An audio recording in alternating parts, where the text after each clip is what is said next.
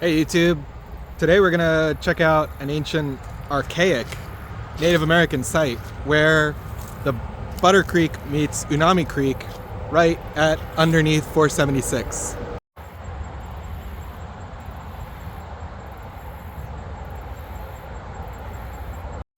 Now the site itself is actually in those woods across Unami Creek, but I can't reach it.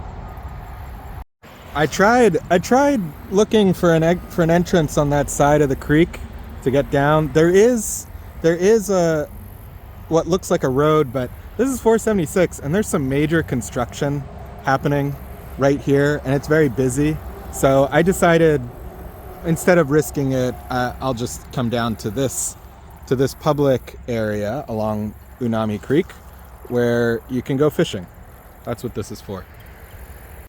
And I figure it's good enough to just be close to the village, across from it, and tell you the story of this place, since, you know, we're close enough and this village has been occupied for long enough that it's pretty clear there were people standing right where I'm standing thousands of years ago. So, good enough.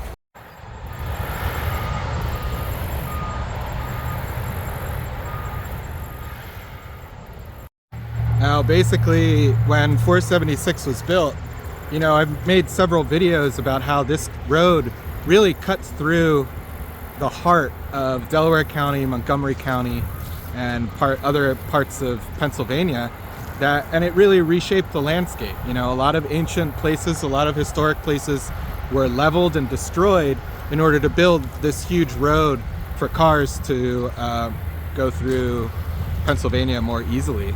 It's called the 476 extension, and it really is a major feature of the landscape now. So in the history of archaeology, a lot of times the way we know about archaeological sites is simply because roads and buildings are built, and that's the case with this site. We only know it exists because 476 was built. So there's a bit of tension there. Are we grateful for this road, or do we wish it wasn't there and we wish the site had been preserved better? I'll leave that up to you to think about. Alright, I don't want to get too close to these workers here. I wasn't trying to bother anybody, but the site is right over there. There's the creek.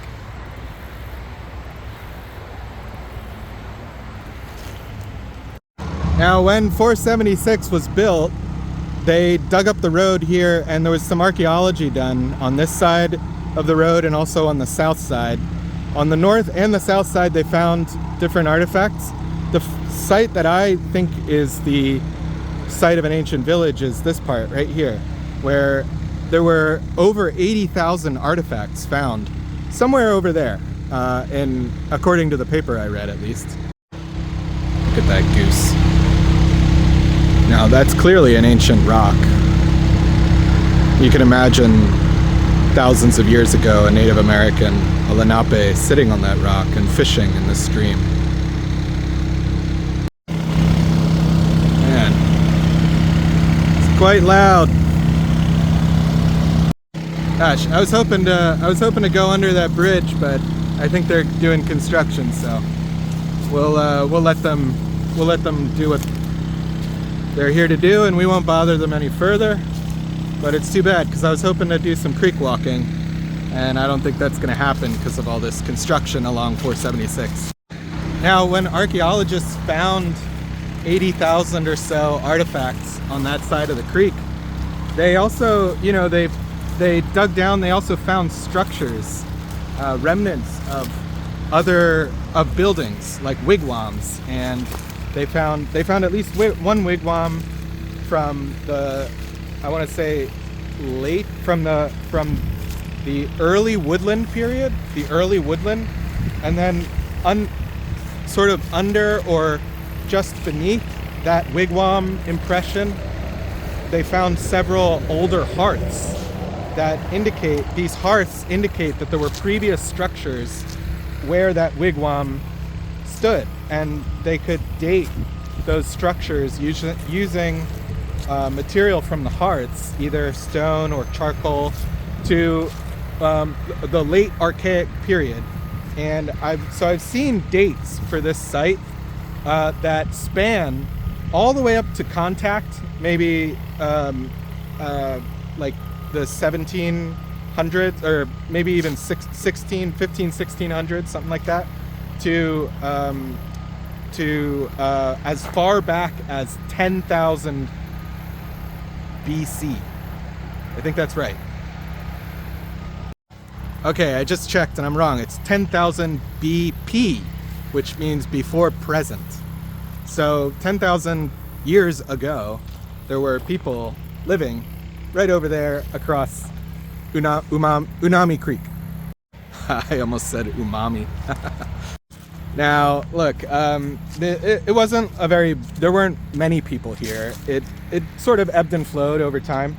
The guess that the archaeologists made is that maybe one or two families lived there in ancient times, and then there was like a larger group of people who lived there in the late woodland period, which late woodland period was, I think, maybe 1000 BC, so maybe 500 to 1000 BC,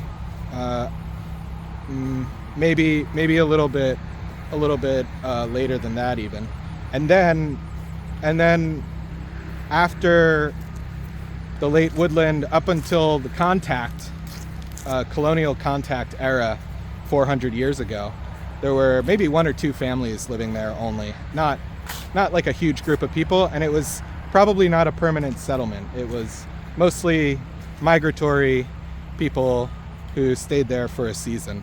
You know, the Lenape were migratory. They didn't have permanent settlements usually, so that makes sense.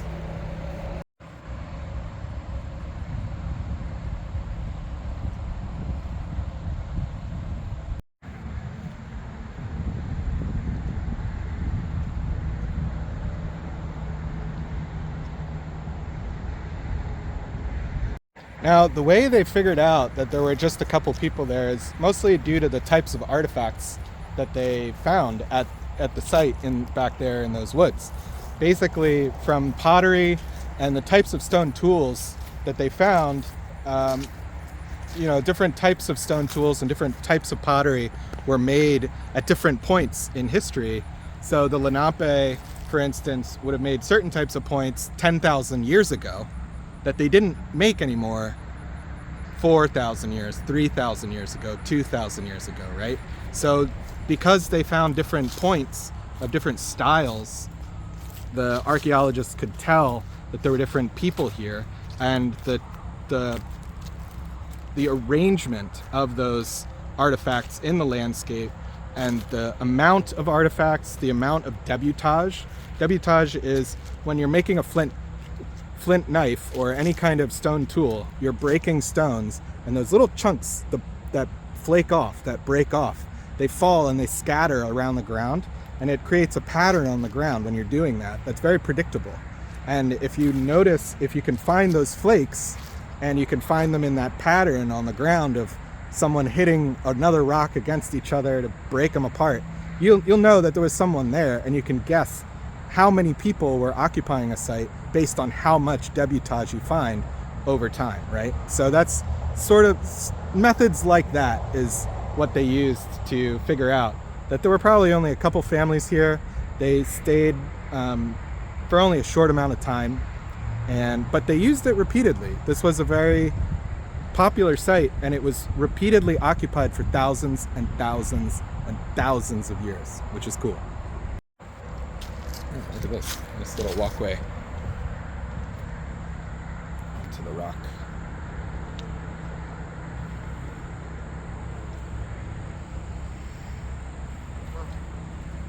Look at this rock's cracked in half.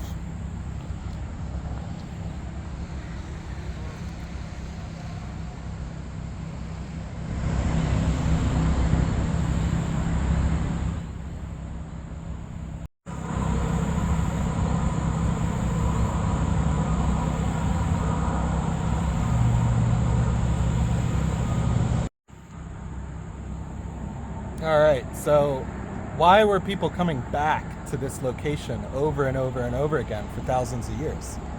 one of the reasons is we're, again, as I mentioned in the beginning, I think I mentioned that we're at the confluence of Butter Creek, which comes down in this way, and this is Unami Creek. So Unami Creek and Butter Creek meet. And what do I always say? I always say that, oh, motorcycle. Some of the motorcycles. Wow. Yeah, we're right next to a very loud road. So what do I always say? That villages are built where one body of water meets another body of water. And in this case, Butter Creek comes in from the south, north or southeast, I believe. Maybe it's the northeast, and it meets Unami Creek as Unami Creek comes down from the northwest. And then Unami Creek goes down and filters into Perkiomen, and then Perkiomen into the Delaware. I believe that's the watershed. And so from this point, you had these two creeks that went different directions. You had Butter Creek, which went northeast, or at least eastwardly, and then Unami Creek, which went northwest, I believe. East-west, something like that. So these two creeks went in different directions, which meant that if you had a camp here, you could access argillite mines up the Delaware River from using Butter Creek, or going down Unami Creek to the Delaware, and then up the Delaware. You could get to argillite mines and different resources up that way. You could get it into the interior of Pennsylvania from Unami Creek that way. You could access Butter Creek. You could take Butter Creek in a different direction entirely. So this area was a bit of a crossroads of these creeks, these major creeks coming together in this region. And because it's a crossroads, wherever there's a crossroads, there's going to be some sort of occupation over time, just because of the way the landscape funnels people. As they move across the landscape through these creeks, it'll funnel them to this point. And different groups of people would have met here over time, or at least it would have been a good place to stop for families traveling around and, make their wigwam for a summer and then move on, right? That's kind of how it works. Now, I'm in a place called the Unami Creek Fishing Access Park, and boy, I can see why. There's so many fish in this creek. Let's see if you can see any down there.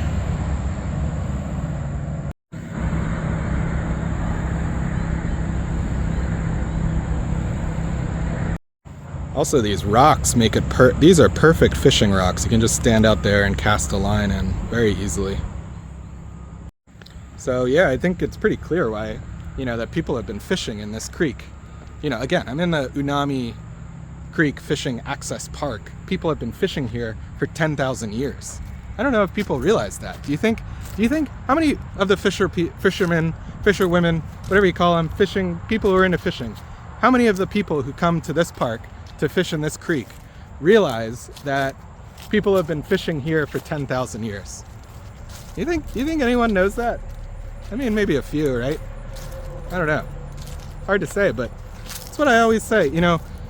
Pennsylvania, New Jersey, Delaware, this whole area, people have lived here for thousands and thousands of years, 10,000 years right here. And I think we just need to recognize that. I don't know.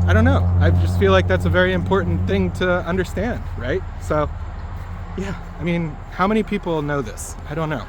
And of course, I don't see any remnants. I don't see any.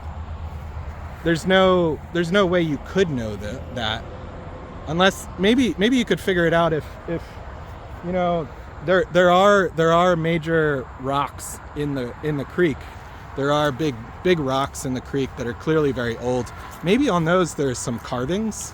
This would be the sort of place where I could imagine there would be petroglyphs, but maybe not, because of the type of the stone and also the flooding that's definitely happened in this area over the thousands of years. I'm not sure.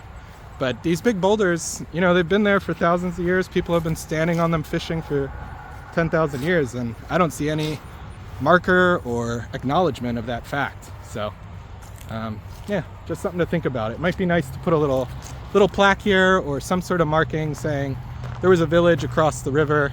You're in one of the oldest fishing locations in Pennsylvania that we know of. So, yeah, that'd be cool.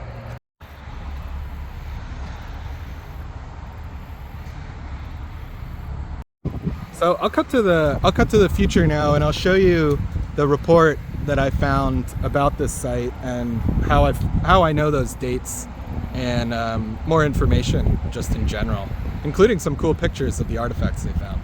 I'll cut to that right now.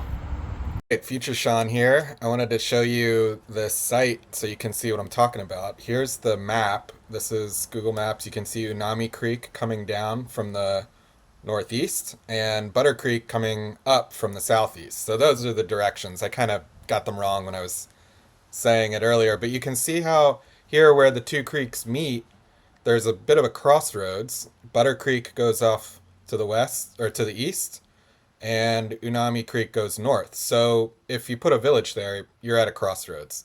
And I believe I was standing here, you can see Unami Creek Fishing Access Park, and I was standing here on this side of the creek, and just across in this patch of woods would have been the village site. Okay, so now let's take a look at how I found all of this information. There's the PA Turnpike has this section about archaeology and the sites that they find.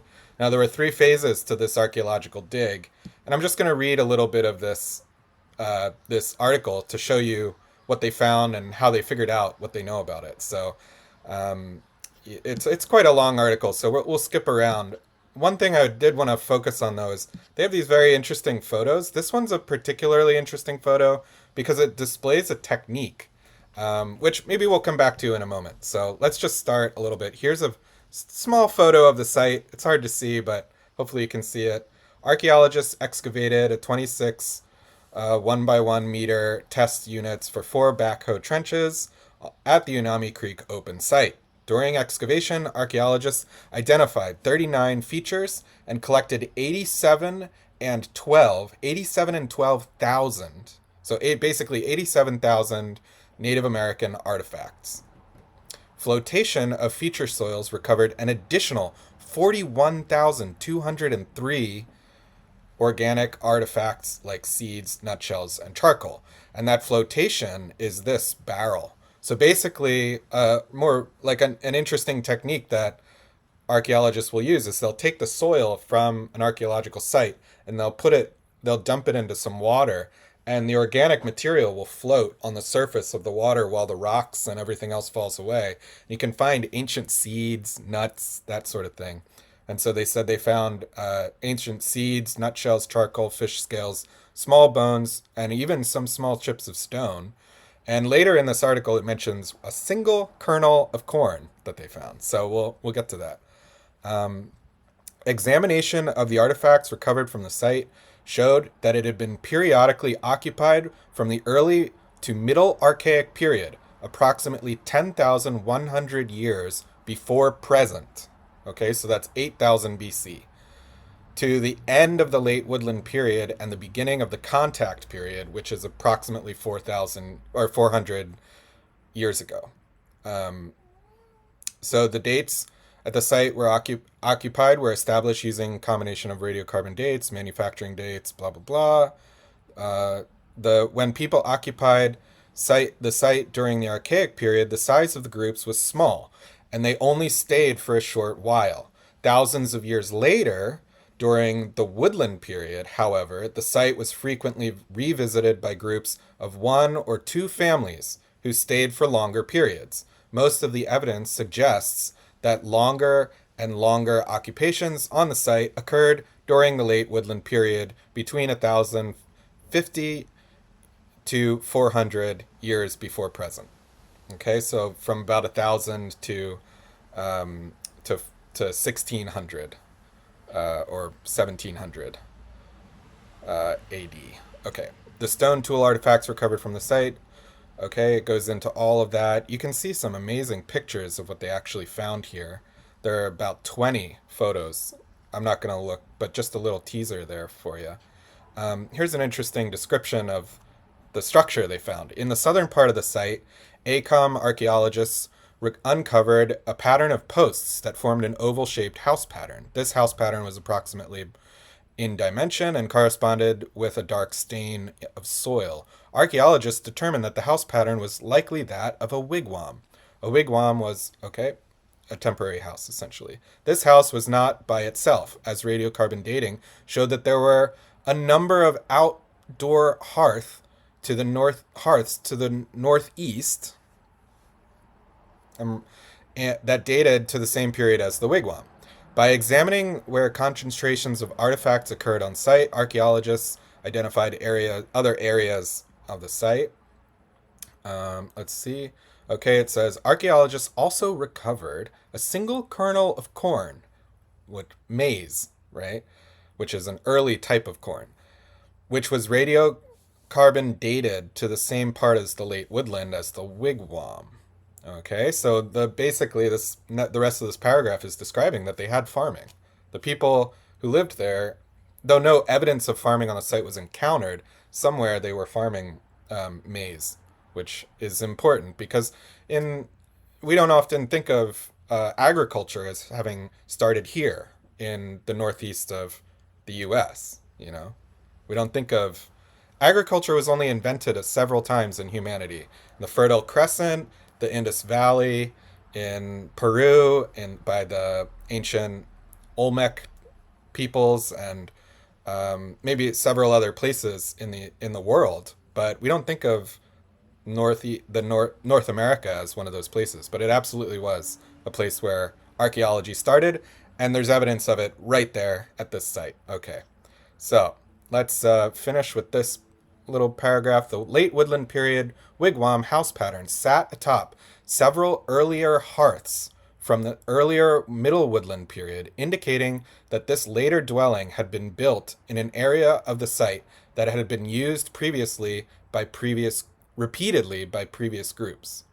While structural remains of the wigwam survived for only one of the later occupations on the site, the concentration of artifacts dated, etc., etc. So basically, they could see repeated hearth patterns, and that's how they knew that the site was occupied. So there you go. There's a little bit of information for you. Check out this amazing article by the paturnpike.com. As I always say, we live in an ancient landscape, and thanks for checking it out. All right, back to the video. Okay, so there it is, back in those woods somewhere. Was an ancient Native American village site, somewhere back there. And I'm calling it a village, but it was really a impermanent encampment that was used seasonally, probably, by a small group of families. Not maybe one or two families, not a whole band of Lenape, but just a few people. And they lived back there. That was their home. And people have lived back there for thousands of years. Amazing. I can definitely feel the presence of the ancients in those woods when I look at them. Okay, that's kind of it, because I can't get across. There's too much construction, and yeah, I don't know how to access the actual site. That's okay though. We can see it from here, and we can acknowledge it. And yeah, I mean, we live in an ancient landscape. I think this is one of the most interesting but also forgotten places along the Blue Route, along the 476 extension. So definitely come visit if you want, come fishing, and remember the ancients. If you catch anything, maybe give them an offering. I don't know. So if you like this video, I visit lots of ancient locations across Pennsylvania. I'm gonna do New Jersey, we'll get to Delaware, we'll do New York. We're gonna just keep going. I'll just keep going for as long as I can, finding these more or less forgotten places. I would say, archaeologists know about them, but I don't think locals do. So yeah, if you want to know more about these locations and these ancient places that are just around where we live, that most local people have forgotten about, give me a like and a subscribe, because I'll show you more of these places. And I got other things going on. There's an email in the description. Send me an email. I'll add you to my email list with more information that I send out sometimes. And then there's also membership videos. If you want more of this content, there's more history, general history videos and other walking, talking tours that's of different sorts in the membership area. And that's about it. So my name is Sean. This is my channel, Saul Good. And I'll see you in the next one. I hope you all are enjoying fall weather as it sets in. And we'll see which video I do next, but I do these videos about weekly, so yeah, I'll see you next week. All right, bye.